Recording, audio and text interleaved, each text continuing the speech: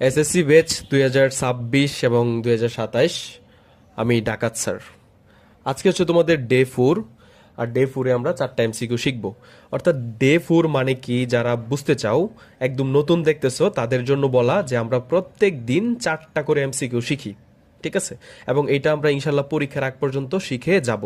তুমি একটা জিনিস চিন্তা করো, যে তুমি যদি দৈনিক 4টা করে এমসিকিউ শিখো, ঠিক আছে, 4টা করে এমসিকিউ শিখো, তুমি যদি হচ্ছে 2 মাস ক্লাস করো, মানে টানা দেখা যাও, তাহলে 60 দিনে কতগুলো এমসিকিউ শিখতেছো? 240টা। আর একটা এমসিকিউর মতো মিনিমাম হচ্ছে 4টা এমসিকিউ থাকে এই টাইপের। বুঝতে পারছো? তো 240 গুণ হচ্ছে এটার মতো 4টা পাবা মিনিমাম। সো হচ্ছে 900টা এমসিকিউ শিখার মতো হয়ে গেল। বুঝতে পারছো? সো এই হচ্ছে কথা। তো আজাইরা ইন্টু বাদ দিয়ে চলো আমরা মানে এমসিকিউ সলভ করা শুরু করে দিই। মধ্যক নিচে মানে মধ্যক নির্ণয়ের সূত্র কোনটি? আচ্ছা, সূত্র কি তোমার এনে কি কোনো কিছু মানে বুঝানোর আছে? এটা তো তোমাকে দিন শেষে মুখস্থই করতে হবে, কারণ মধ্যক নির্ণয়ের সূত্র হচ্ছে এটা, L+N/2 - FC × H/FM। এটা হচ্ছে মধ্যক নির্ণয়ের সূত্র। ঠিক আছে? মধ্যক সমান সমান কি? মধ্যক সমান সমান L+N/2 - FC × H/FM। এই সূত্রটা, এটা হচ্ছে ফার্মগেটের পাগলও পারবে যদি সে এসএসসি পাশ করে থাকে।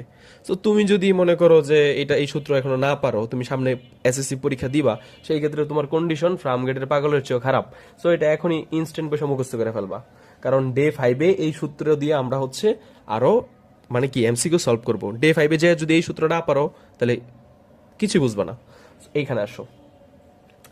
2 নাম্বারটা দেখো, নিচের কোনটি নির্ণয়ের জন্য ক্রমযোজিত?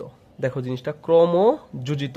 ক্রমযোজিত কথাটা বলতে গেলে ক্র ক শব্দটা আছে কি দিয়া? সি দিয়া। ঠিক আছে? সি, ক। আর গণসংখ্যার ইংরেজি কি? এফ, মানে ফ্রিকোয়েন্সি। গণসংখ্যার ইংরেজি কি? ফ্রিকোয়েন্সি। এই কথাগুলো কিন্তু মনে রাখবা, নয়তো পরীক্ষার মধ্যে ভুলে যাবা। এই জিনিসটার ইংরেজি হচ্ছে ফ্রিকোয়েন্সি। এটা থেকে ধরো তুমি এফ আসছে। আর ক্রমযোজিত, এখান থেকে তুমি মনে রাখার জন্য এটা কয় রফলা ক্র মানে থেকে সি আসছে। বুঝতে পারছো? তাহলে হচ্ছে এফসি। ঠিক আছে? এইটুক মানে কি? এফসি। তো এফসি কোন সূত্রের মধ্যে আছে বলো তো?